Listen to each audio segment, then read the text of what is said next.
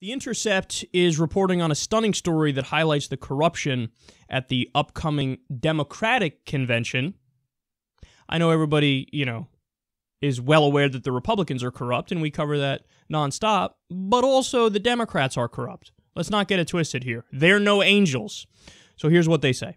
The Democratic Party's 2012 platform pledged to curb the influence of lobbyists and special interests, but the 2016 convention in Philadelphia will be officially hosted by lobbyists and corporate executives, a number of whom are actively working to undermine progressive policies achieved by President Obama, including healthcare reform and net neutrality. Wow. So they go on to explain here. In October 2015, DNC chair Debbie Wasserman Schultz reportedly huddled with dozens of lobbyists to plan the convention in Philadelphia and provided the influence peddlers involved with a menu of offerings in exchange for donations. In February, news reports revealed that the DNC had quietly lifted the Obama-era ban on federal lobbyist donations to the party and convention committee. Okay, so let me explain this in more detail for you. This, yet again, was one of the few remaining election laws and money in politics laws that we have on the books. The idea was you can't have special interests and corporations and rich people fund the conventions, because then obviously the politicians and the parties are going to do favors for those special interests. Duh. So this was an area where even Obama was like, let's do something about this. Because honestly, this is just one area and you could do some tweaks around the edges, and this is something that it would allow Obama to do something about it and then turn around and go, see, I'm so good on the issue of money in politics. I did this one little thing about the conventions, and he gets his pats on the back. So Obama, to his credit, by the way, granted I always wanted him to go much further on money in politics, but to his credit, he signed an executive order that said, okay, no more.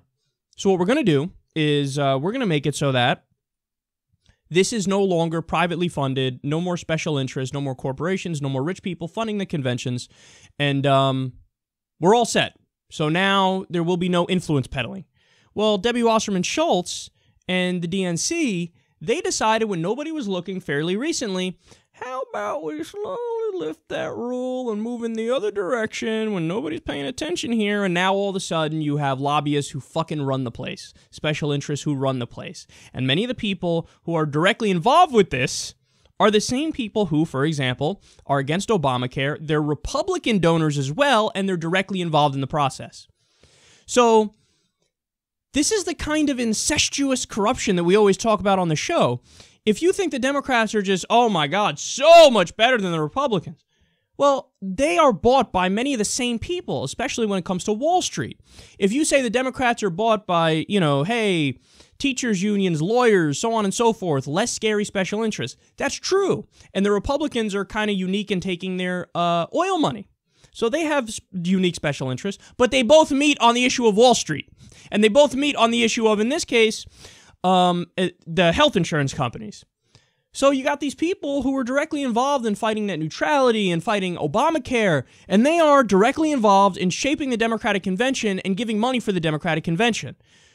If you don't think that affects everybody in the Democratic Party and the DNC and Debbie Wasserman Schultz, you're fucking crazy. You're crazy. Like I've seen on Twitter, people now attacking The Intercept, attacking Glenn Greenwald, attacking Zaid Jilani and Lee Fang, who contributed to this piece, and saying like, oh, great. Now, people who otherwise are liberals and progressives, oh, now The Intercept's going after the Democratic Convention. Oh, great. See what we do? See what's happening here?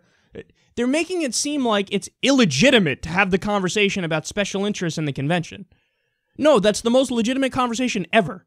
Like, it's easy to call out the corruption of the Republicans. We all see it. We've all covered it. It's right in your face.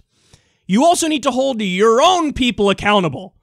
It's like, how can you argue in one breath, hey, man, ExxonMobil money, Chevron money, BP money, these guys are bought, and that's why they say climate change is a hoax. How can you say that in one breath, and in the next breath you go, Debbie Wasserman Schultz, the DNC being affected by money from lobbyists? No, never. And that's literally the argument that Hillary Clinton made in one of the debates. She went from telling Bernie Sanders that President Obama took money from Wall Street and it didn't affect him, to pivoting, and the very next thing she said was, the Republicans are taking money from all these special interests and doing their bidding.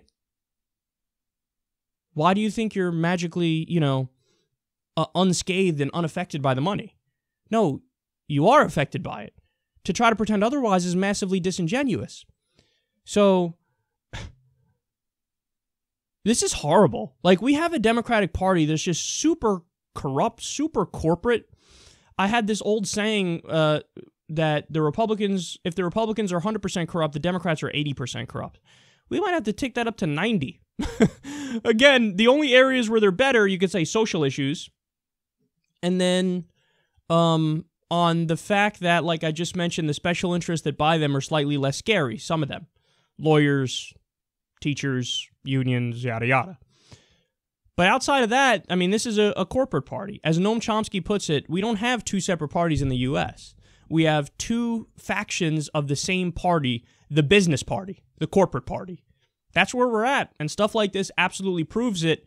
And if you don't think it affects legislation, you're crazy. Because when we have somebody who's an actual liberal who comes along and says, hey, let's just do the basic things that we used to consider universal health care, universal college, paid vacation time, the rest of the corporate Democrats are like, maybe not. How about that, Bernie? Fuck off.